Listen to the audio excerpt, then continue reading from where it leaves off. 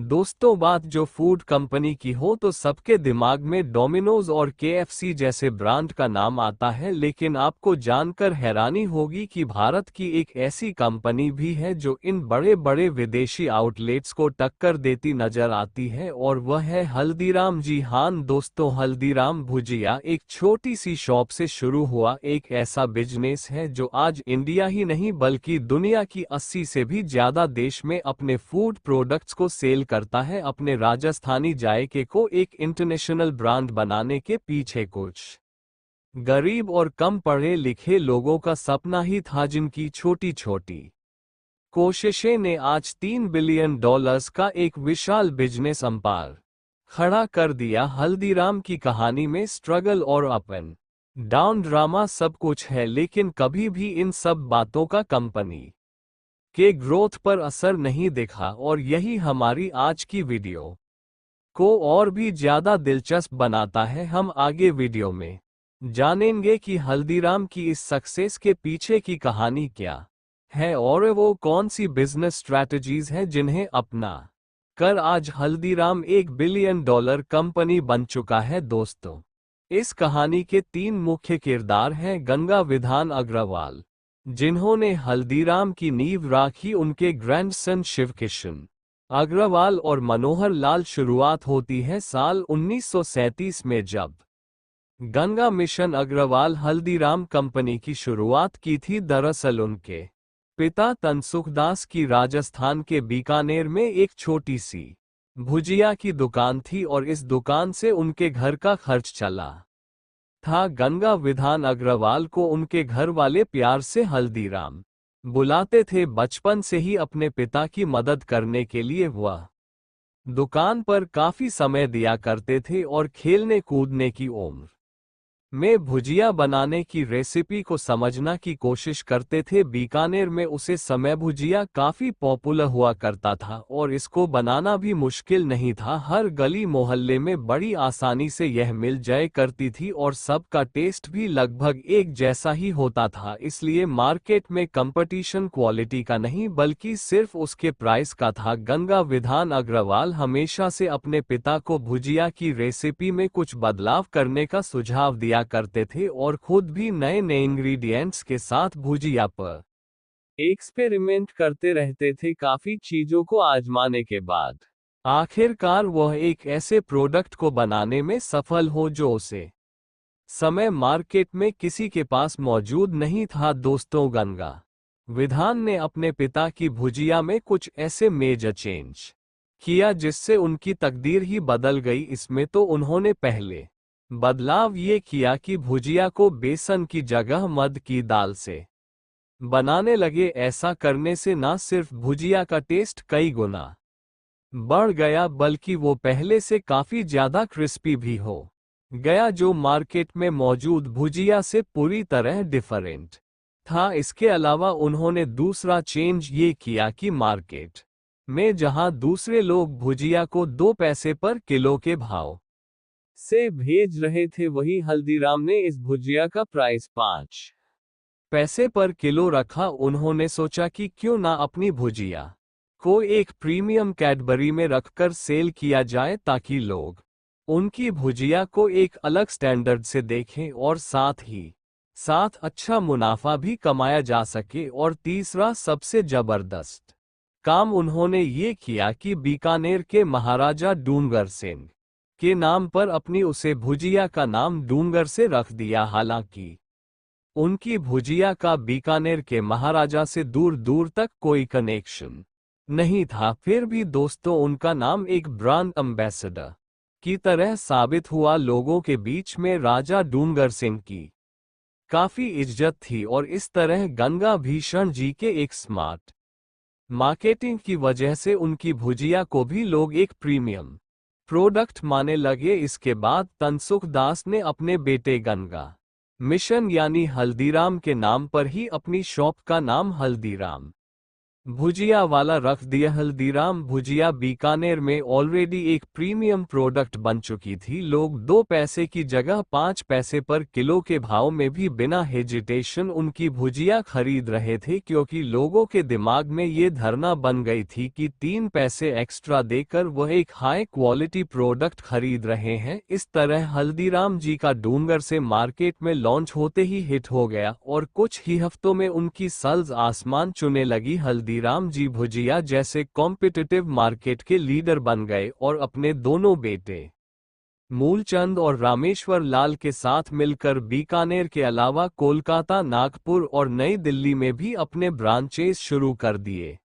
लेकिन जब हल्दीराम जी की तीसरी पीढ़ी यानी कि ग्रैंडसन जब बड़े होने लगे तो और बिजनेस फैमिली की तरह उनके परिवार में भी विरासत को लेकर झगड़ा शुरू हो गए। लेकिन हल्दीराम जी ने बड़े ही समझदारी से इन झगड़ों को भी उलझा दिया और एक समझौते के अनुसार अपने दोनों बेटों और उनकी फैमिली को बिजनेस डिवाइड कर दिया। रामेश्वर लाल और फैमिली को केवल वेस्ट बंगाल में व्यापार करने की परमिशन मिली, जबकि दिल्ली और बीकानेर का बिजनेस मूलचंद अग्रवाल को सौंप दिया गया। लेकिन दोस्तों, बंटवारे में एक भाई को सिर्फ वेस्ट बंगाल और दूसरे को खास वजह थी। दरअसल वेस्ट बंगाल में बाकी बच्चा सर बिजनेस देने के पीछे भी एक हल्दीराम का बिजनेस सबसे ज्यादा प्रॉफिटेबल था, जबकि दिल्ली के चांदनी चौक में बना फैक्ट्री 1984 के सिख दंगों में जलकर खत्म हो चुका था और साथ ही दिल्ली में बीकानेर वाला और घंटे वाला जैसे मजबूत कंपीटिटर्स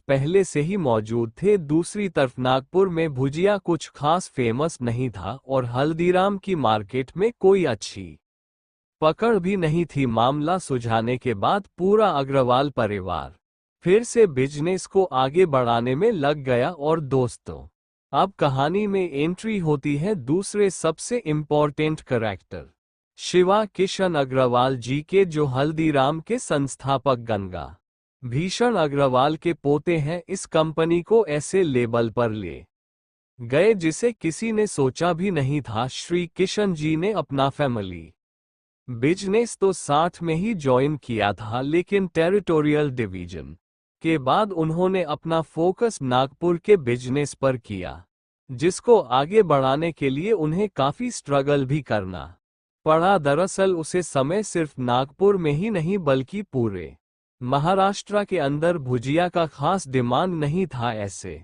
में शिवा किशन जी ने महाराष्ट्र के लोगों की फूड हैबिट जन के लिए मार्केट रिसर्च का फैसला किया और उन्होंने नागपुर के पूरे मार्केट को खंगार डाला। और कई महीना के रिसर्च के बाद उन्हें इस मार्केट के अंदर 2 बड़ी अपॉर्चुनिटी नजर आए। इसमें सबसे पहले चीज उन्होंने ये नोटिस किया कि महाराष्ट्र के लोग उसे समय ज्यादा तरह के स्नैक्स के बारे में नहीं जानते थे, और दूसरी चीज कि वहाँ स्वीट्स के नाम पर कुछ गिनी चुन्नी मिठाई ही मौजूद थी, यानी कि महाराष्ट्र की मार्केट में स्नैक्स की अलग अलग वैरायटीज और दूसरे रीजन्स की अलग अलग मिठाइयाँ को इंट्रोड्यूस करने का अच्छा स्कोप था। और दोस्तों, यही सब सोचकर उन्होंने अपनी फेवरेट काजू कतली मिठाई को महाराष्ट्र के स्वीट मार्केट में लॉन्च कर दिया। अब चूंकि महाराष्ट्र के लोगों के लिए काजू कतली एक बिल्कुल नई चीज थी, इसलिए शिवा किशन जी उसे मिठाई का फ्री सैंपल से बांटने लगे। उनकी शॉप पर जो भी कस्टमर आता था वह उसे अपनी काजू कतली जरूर टेस्ट करते थे। इस तरह उनकी इस मार्केटिंग के चलते कुछ ही दिनों के अंदर काजू कतली पूरे नागपुर में फेमस हो गई और इस मिठाई का फ्लेवर नागपुर के लोगों को इतना पसंद आया कि देखते ही देखते इसकी आसमान छूने लगी। अब समय आ गया था कि काजू कतली के अलावा और भी स्वीट्स को मार्केट में उतारा जाए, और फिर उन्होंने महाराष्ट्र के लोगों को बीकानेर और कोलकाता की दूसरी फेमस मिठाइयां से भी इंट्रोड्यूस कर दिया। स्वीट्स के बाद अब बड़ी थी अपने स्नैक्स को भी मार्केट में उतारने की, लेकिन इसे भी सीधे कस्टमर के सामने नहीं भरोसाया। दरअसल उन्होंने देखा कि नागपुर के लोग साउथ इंडियन स्नैक्स जैसे इडली और डोसा को काफी ज्यादा पसंद करते हैं, इसलिए कस्टमर को अपनी शॉप पर केवल लाने के लिए उन्होंने खुद का एक साउथ इंडियन रेस्टोरेंट शुरू कर दिया और जब बहुत सारे लोग उनके रेस्टोरेंट में आने लगे तो उन्होंने धीरे धीरे अपने मेनू में समोसा, कचौड़ी और छोले भटूरे जैसी चीजों को भी ऐड करना शुरू कर दिया। इस तरह श्री किशन जी ने पहले लोगों का भरोसा जीता और फिर उन विशेष को लोगों के सामने पेश किया जो महाराष्ट्र में किसी के पास नहीं थी, और इन जबरदस्त स्ट्रीट्स और टेस्टी प्रोडक्ट के चलते अगले कुछ सालों में हल्दीराम की सेल कई गुना बढ़कर नई ऊंचाई पर पहुंच गई। दोस्तों, अब इस बात में कोई शक नहीं है कि हल्दीराम को इस मुकाम तक पहुंचाने में श्री किशन जी का योगदान काफी ज्यादा रहा था। लेकिन अब हल्दीराम की सक्सेस जर्नी में तीसरी और सबसे ज्यादा किरदार के बारे में जिक्र करना भी काफी जरूरी है, जो हल्दीराम को इस लेवल से भी ऊपर लेकर गए और इंडिया के अलावा दुनिया भर के देश में इस ब्रांड को पॉपुलर बना दिए। वो शख्स थे मनोहर लाल अग्रवाल, जिन्होंने इस बिजनेस को आगे बढ़ाने में दो ऐसी स्ट्रेटेजीज अपनाई थी जो हल्दीराम की स्टोरी में एक बहुत ही बड़ा गेम चेंजर साबित हुई। दोस्तों, यह अर्ली 90 का वो समय था जब कोई भी ब्रांड पैकेजिंग पर कोई खास ध्यान नहीं देता था। ऐसे में मनोहर लाल ने अपने ब्रांड को और भी ज्यादा फेमस बनाने के लिए हल्दीराम के ब्रांडिंग के साथ महंगी, कलरफुल और प्रीमियम पैकेजिंग का इस्तेमाल करना शुरू कर दिया, ताकि लोगों को यह महसूस हो कि वो मार्केट के एक ट्रस्टेड प्रोडक्ट को खरीद रहे हैं। उनके ऐसा करने की वजह से लोगों के बीच ना सिर्फ ब्रांड अवेयरनेस बढ़ी, साथ ही हल्दीराम के लिए लोगों का ट्रस्ट पहले से भी ज्यादा मजबूत हो गया। उन्होंने अपने ऑफलाइन डिस्ट्रीब्यूशन नेटवर्क को भी काफी मजबूत किया, ताकि उनके प्रोडक्ट्स लोगों तक आसानी से पहुंच सके। इसके अलावा मनोहर लाल जी की दूसरी स्ट्रैटेजी ये रही कि उन्होंने बड़े बड़े शाह में हल्दीराम के स्टोर्स खोलना शुरू कर दिए, जिसके चलते सिर्फ कुछ ही सालों में हल्दीराम की सेल सैकड़ों गुना बढ़ गई। मूलचंद अग्रवाल और फैमिली के बढ़ते बिजनेस और कद को देखकर रामेश्वर लाल की फैमिली मेंबर्स ने 1991 में दिल्ली में भी अपना प्रोडक्ट हल्दीराम के नाम से लॉन्च कर दिया, जिसकी उन्हें परमिशन नहीं थी, क्योंकि एग्रीमेंट के हिसाब से वह सिर्फ वेस्ट बंगाल में ही हल्दीराम के नाम से बिजनेस कर सकते थे। मामला कोर्ट तक गया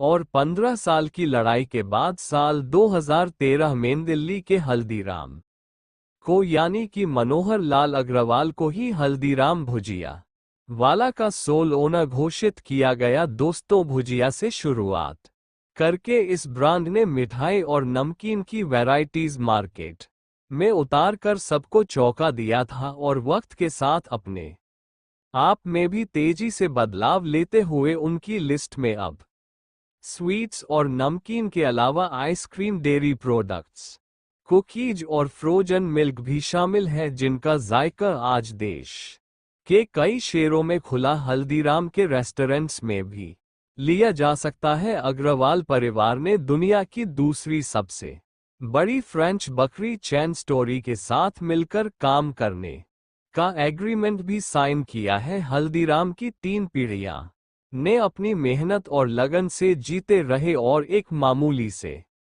भुजिया के व्यापार को $3 बिलियन इतना बड़ा बिजनेस अंपायर बना दिया। वो वाकई में हैरान करने वाला है। आपको बता देंगे, पूरे वर्ल्ड में आज भी इस कंपनी के प्रोडक्ट्स अपनी अलग ही पहचान रखते हैं। आपको बता दें कि कंपनी के बढ़ते बिजनेस को देखते हुए कंपनी के कारोबार के आधार पर, यानी कि जियोग्राफी दिया गया, ताकि कंपनी ज्यादा से ज्यादा लोगों तक आसानी से पहुंच सके। वही कंपनी का रेवेन्यू साल 2022 में अभी तक करीब 9,000 करोड़ रुपए है। दोस्तों, एक रिपोर्ट के मुताबिक हल्दीराम के प्रोडक्ट्स बनाने के लिए एक साल में 3.8 बिलियन लीटर दूध,